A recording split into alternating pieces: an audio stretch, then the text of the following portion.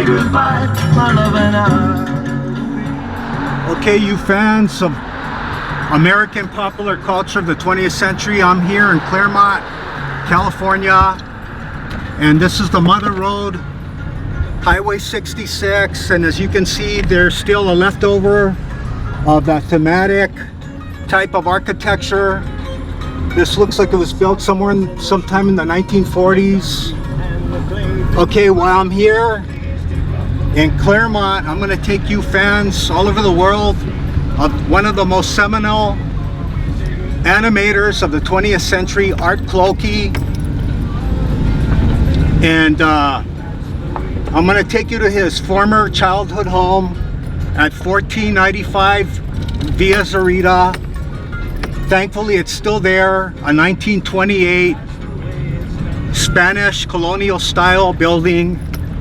And I could imagine him growing up here in the early 30s during the Great Depression.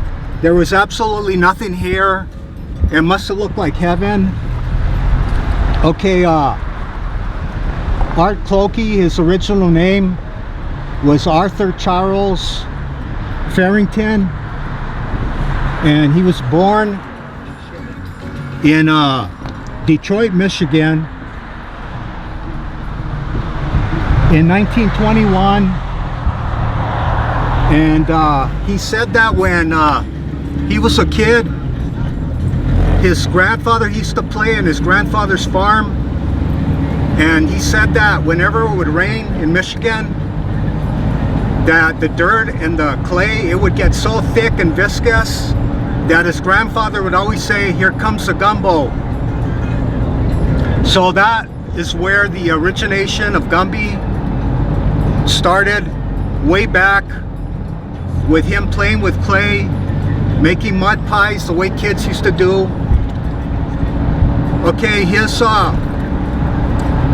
parents, the Great Depression had hit, and they wanted to make extra money, so they had an empty room, and they ended up renting that room to a young single police officer.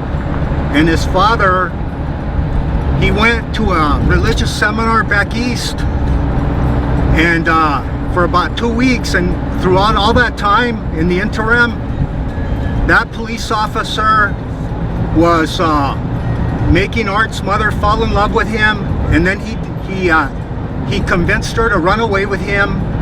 So when the father got back from that seminar, Art's mother, she said, "I'm leaving you, and I'm going to take our little girl, and I'm going to leave Art with you." So that's that. So they left to California, and then Art, he stayed with his father for 12 months, and tragically, the second blow to his young life, his father got killed in a head-on collision. So then his mother, she didn't have no choice. So she had to bring young Arthur to California, and they were living in Visalia, California. That's a little town a little bit north of Bakersfield, California. And at that time, Arthur, he was looking too much like the father, and this police officer, he was so intensely jealous that he told the mother, "I can't stand looking at that kid every day. It's either him or me. You got to get rid of him or I'm leaving." So another blow, a tragic blow to his young existential hopelessness at the time. His mother abandoned him and put him in a home for abandoned orphan boys. What a tragedy. And this poor Arthur, he was just suffering so much. Well, he must have had an angel on his shoulders, because in came this man of means, this sophisticated, highly educated man named Joseph Clokey. He was a teacher, he was a professor of music, and he was a well-known organist at the time. And he lived here, where I'm going to take you fans all over the world, of this seminal animator of stop-motion animation, claymation, if you will. He took him to this house, and of course, young Art, he didn't know what to expect. But you know what? This man, he turned out to be the most kindest, gentlest person anybody could ever hope to have. For a father, he more than made up for all the tragedy from what his mother had created in his young life, and then what with his dad being killed. This man, Joseph Clokey, he gave him his name, Arthur. He changed it to Arthur Clokey, Art Clokey. And you know what? This man, in the Great Depression, he traveled the world with Art and his wife. And this kid, in the depths of the Depression, traveled the world. It was like the greatest fantastic thing that ever happened to him. In fact, when he was already an older man, sometime in the 70s, his mother got a hold of him and she kept on saying, "I'm sorry, Art, I'm sorry what I did to you." And he said, "Are you kidding me, mother? That was the most fantastic event that you ever did for me by giving me up." And here it is, you fans, this old 1928 Spanish colonial style home. Get a lot of those fantastic oak trees. Here it is, frozen in time. And I hear that Claremont College owns this house. So I hear that you can take tours. You can reserve the place for weddings or whatever event. Look at that, beautiful. Look at all this xeriscapic garden. Look at that Spanish tile. Now, if you were alive in the 20s in Los Angeles County, this is what all the architecture pretty much looked like. Look at that fantastic window right there. And then here you got that aloe vera right here, red elf, a rock garden, those divans right there. Look at that beautiful house. This is where the lucky young kid Art Clokey grew up. Now his father, his adopted father, actually that's not an oak tree, that's a pepper tree. The other one's the oak tree over there. But Joseph Clokey, he ended up buying one of the first 16mm Eastman Kodak cameras, and that was how Arthur was introduced to using cameras at an early age, filming all the adventures with his father, Joseph Clokey. And you can still see a little bit of those home movies that were made. I think they have a place at Citrus College here in Glendora where you can go, and they've preserved a lot of the pieces of Arthur's young life. One of the most famous denizens, of course, here in Claremont. And another famous writer grew up here, Paul Fussell, here in Claremont, Pomona area. Look at this beautiful house. Wow, frozen in time. Thankfully, it's still extant. For us fans of Gumby, Pokey, Davy and Goliath. Okay, he grew up here in this wonderful environment, Art did. And then he ended up matriculating at Pomona College. But before that, he went to a private school here in Baseline Avenue. It's still there. In fact, it's $62,000 per year to go there. But he went to the web school, Art did.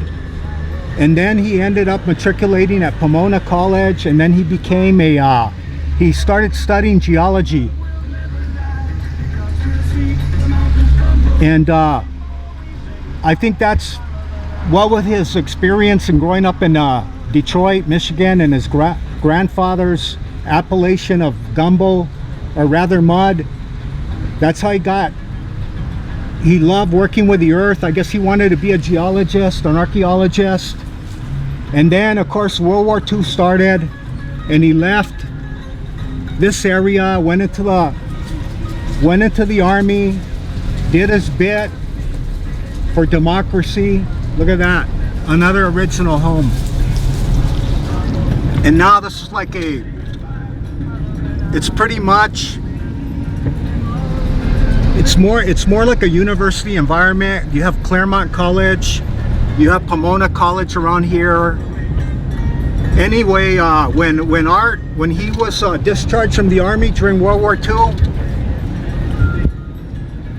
he ended up matriculating then at Miami University, Joseph Clokey's alma mater.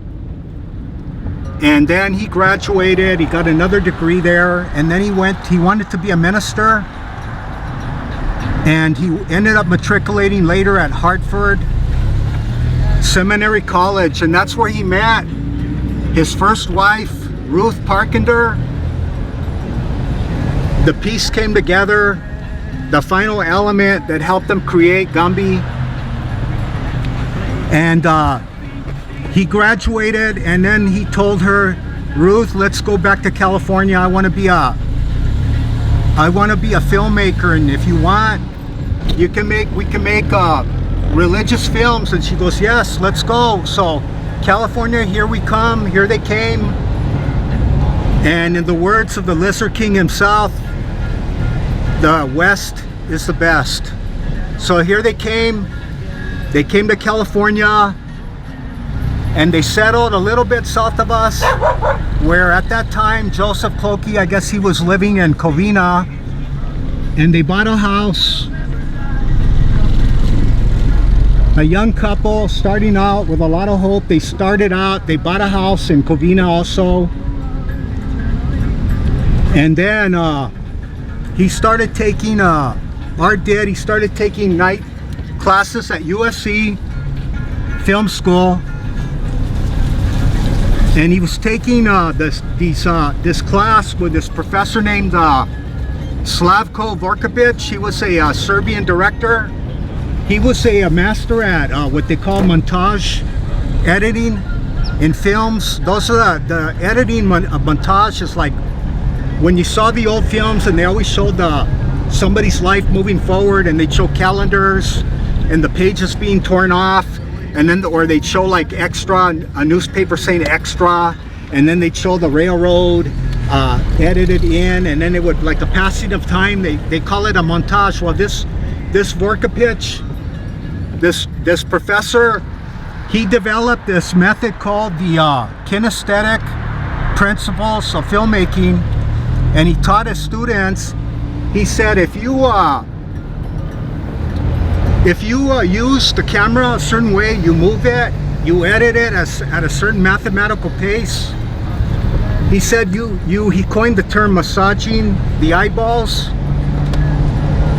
He said if you do that, if you follow this pattern, he said what you can end up doing you can end up affecting the subject's autonomic nervous system and bring them just to the level of nausea, like a roller coaster ride. He told his students, and he said you could bring them to the peak of excitement, titillation, thrill, and they'd come back and pay to see one's film over and over again. Well, he adapted that into an experimental claymation film that he made at his father's garage in Covina on a ping pong table with Ruth and some friend animator, and they used that method that Slavko Vorkovic taught Art. And then he ended up at that time, he ended up tutoring the famous 20th Century Fox producer Samuel Ingle, and he dropped the information that he had this experimental animated claymation film, and he liked Arthur so much and what he was doing for his young son. He said, why don't you come to 20th Century Fox, and I'm gonna put that up on